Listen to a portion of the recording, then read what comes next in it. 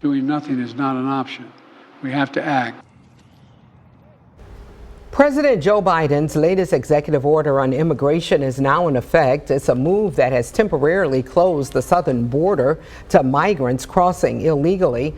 Under this new executive action, when more than 2,500 migrants cross the border in a day, the asylum process would automatically shut down.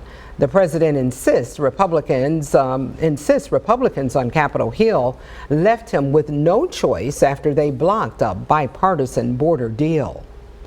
And Michigan lawmakers are now reacting to the president's announcement. Republicans saying the executive order doesn't go far enough. But some Democrats are calling it a much needed move. Our David Sachreiter joins us in the studio now. David, that includes Governor Gretchen Whitmer. That's right. Governor Whitmer is praising the move by President Biden, saying it's a step in the right direction, but she's now calling on Congress to do more. In a statement, Governor Whitmer says the order reduces the burden on Border Patrol agents, writing it, quote, builds on the president's work to deploy a record number of border agents and officers to the southern border.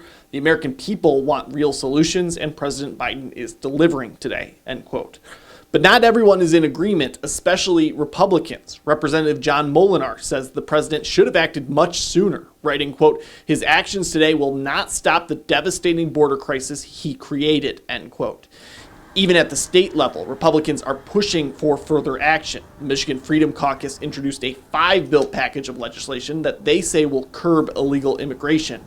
According to them, the bills would make it a state-level criminal offense to be present in Michigan without legal status and punish local governments that choose not to enforce federal immigration laws.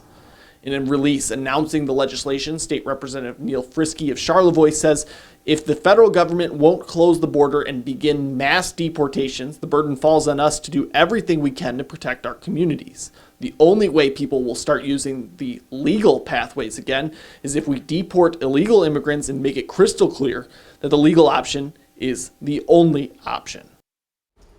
And at the same time, the governor says she will, quote, continue to approve federal requests for the Michigan National Guard deployments to the southern border, just as we have under both Trump and Biden administrations, end quote. In studio, David Sachreiter, ABC 12 News.